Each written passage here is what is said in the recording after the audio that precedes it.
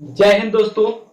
आज की इस वीडियो में हम बात करने वाले हैं लैंगिक जनन यानी कि सेक्सुअल रिप्रोडक्शन के बारे में। ठीक है, यह जो टॉपिक है दोस्तों वो कक्षा 12 अध्याय 1 जीवों में जनन से संबंधित है। उस चैप्टर से हमने कुछ वीडियोस को अपलोड कर दिया है जिसका लिंक आपको नीचे डिस्क्रिप्शन बॉक्स में मिल जाएगा और आप वहां से जाकर के उन वीडियोस को देख सकते हैं। सो इस वीडियो के अंतर्गत हम जानेंगे लैंगिक जनन के बारे में। लैंगिक जनन क्या होता है, इसके अंदर क्या क्या घटनाएं होती हैं और इसके लक्षण क्या है, इन सभी के बारे में जानेंगे। क्या जानने के साथ साथ हम अच्छे से समझेंगे भी, क्योंकि हमें समझना होता है और रटना नहीं। अगर हम रटेंगे तो एग्जाम के टाइम भूल जाएंगे और हम समझेंगे तो वो हमेशा याद रहेगा। तो क्या करना है, समझना है, रटना नहीं है। तो चलिए जान लेते हैं लैंगिक जनन के बारे में। दोस्तों लैंगिक क्या होता है? लैंगिक को इंग्लिश में क्या कहते हैं? सेक्सुअल। क्या कहते हैं? सेक्सुअल। अब दोस्तों इस सेक्सुअल का मतलब क्या होता है, इसको जान लेते हैं। तो यहां पर जो सेक्सुअल है उसमें एक शब्द आया है सेक्स। ठीक है, क्या आया है? सेक्स। इस सेक्स का मतलब होता है लिंग। ठीक है, अगर आपने कभी कोई फॉर्म भरा होगा तो उसमें पूछा रहता है आपका जेंडर क्या है, तो जेंडर को हिंदी में लिखा रहता है कि आपका लिंग क्या है। वहां पर 3 ऑप्शन दिया रहता है, एक मेल का दिया रहता है, एक फीमेल का दिया रहता है और तीसरा अदर दिया रहता है। ठीक है, तो यहाँ पर लिंग का संबंधित है आपके जेंडर से। कौन सा जेंडर है? तो दोस्तों इस लिंग को हमने 2 भागों में बांट दिया। अब लिंग जो होता है वो 2 प्रकार का होता है, एक होता है मादा और दूसरा होती है नर। ठीक है, एक होती है मादा और दूसरा नर। तो ये 2 प्रकार के लिंग हो गए। ठीक है, क्या हो गए? 2 प्रकार के लिंग हो गए, एक नर लिंग हो गया, एक मादा लिंग हो गया। अब ये दोनों करते क्या है इसको हम जान लेते हैं। तो दोस्तों ये दोनों जो होते हैं नर और मादा, ये दोनों युग्मक बनाते हैं। क्या बनाते हैं? युग्मक, जिसे अंग्रेजी में हम गैमेट कहते हैं। तो दोस्तों जो नर होता है वो क्या बनाता है और मादा होता है वो क्या बनाता है, इसको जान लेते हैं। तो जो नर होगा वो जाहिर सी बात है कि नर युग्मक बनाएगा और जो मादा होगी और वो मादा युग्मक को बनाएगी।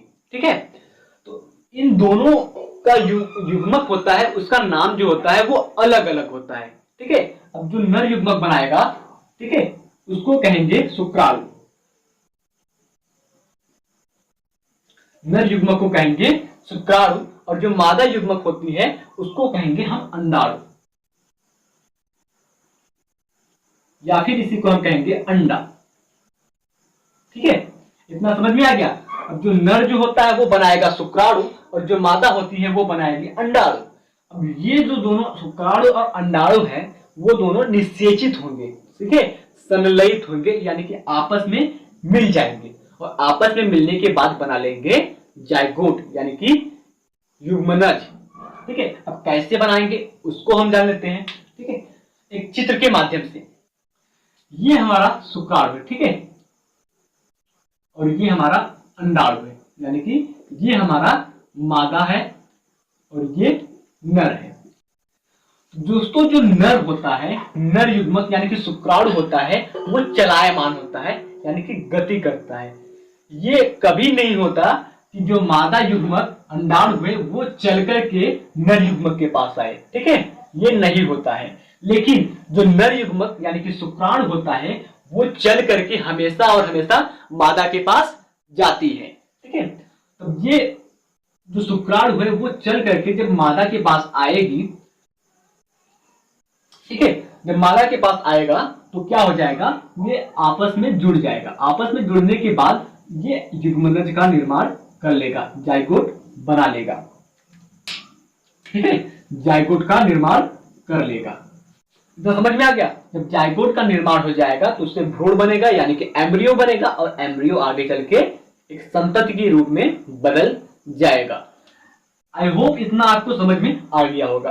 अब चलिए हम थ्योरेटिकल पोर्शन की तरफ चलते हैं, यानी कि हमें एग्जाम में जो होता है वो लिखना होता है, तो किस प्रकार से हम अपनी बातों को। तो चलिए हम अपने थ्योरेटिकल पोर्शन को जान लेते हैं, किस प्रकार से हमें अपने एग्जाम में लिखना होगा। दोस्तों जो लैंगिक जनन होता है, इस प्रकार के जनन के लिए विशेष प्रकार की जनन कोशिकाओं की आवश्यकता होती है। ठीक है, हमने आपको बताया 2 प्रकार के जनकों की आवश्यकता होती है। एक हो गया हमारा मेल और दूसरा फीमेल। ठीक है, एक नर और एक मादा।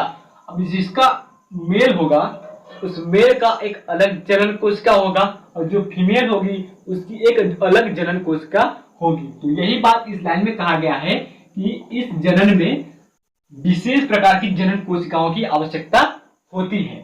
फिर उसके बाद दूसरे पॉइंट में हमने बताया है इस प्रकार के जनन में 2 जनकों से नई संतति की उत्पत्ति होती है। ठीक है, 2 जनक यानी कि एक नर जनक होगा और एक मादा होगा।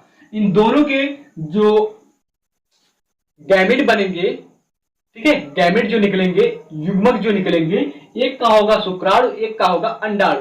जब ये शुक्राणु और अंडाणु आपस में फ्यूज होंगे यानी कि निषेचित होंगे तब क्या करके एक संतान की उत्पत्ति होगी।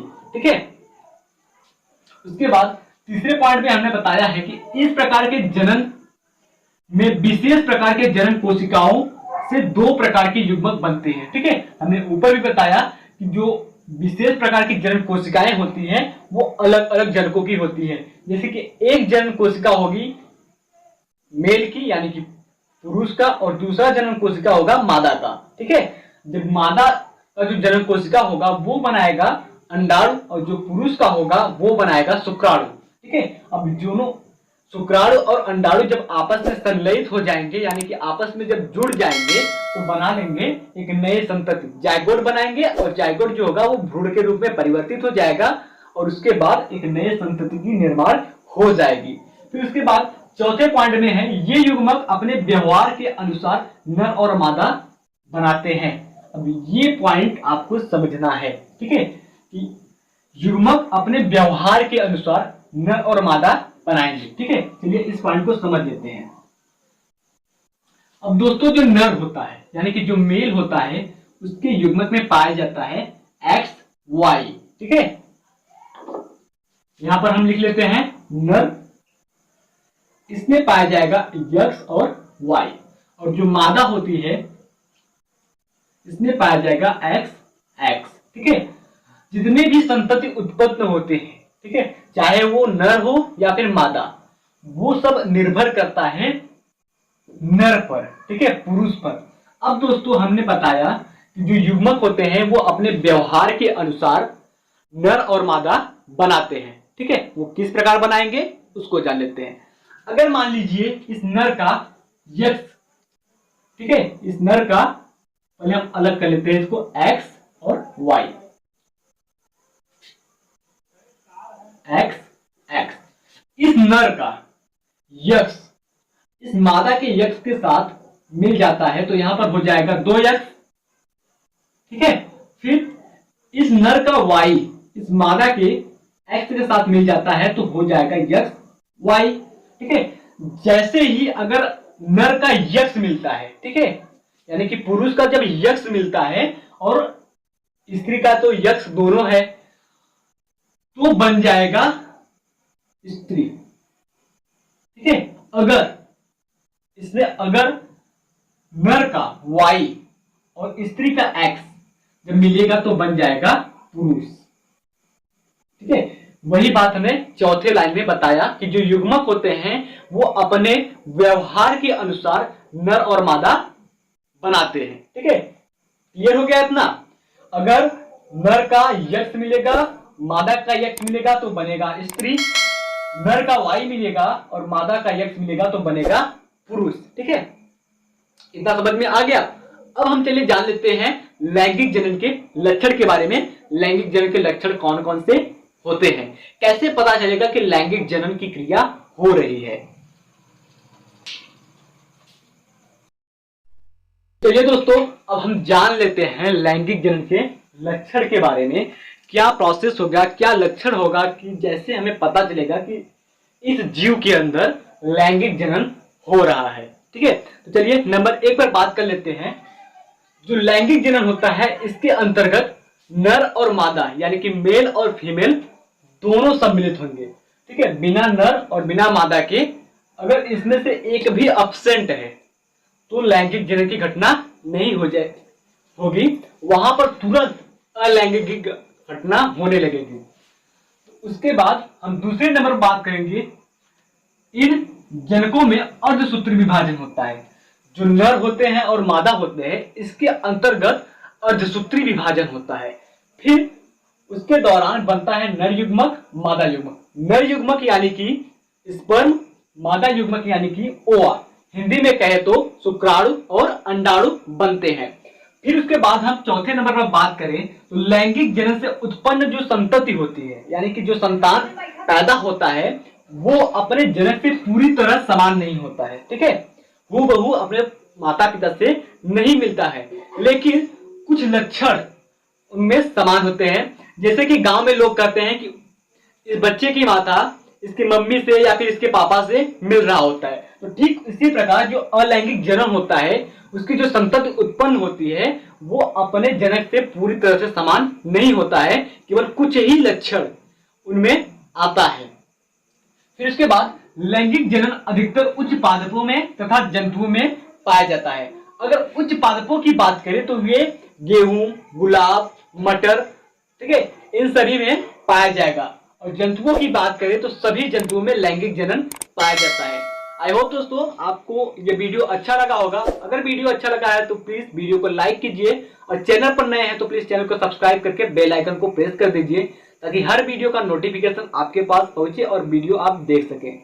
मिलते हैं आपसे नेक्स्ट वीडियो में, तब तक के लिए वंदे मातरम, जय हिंद।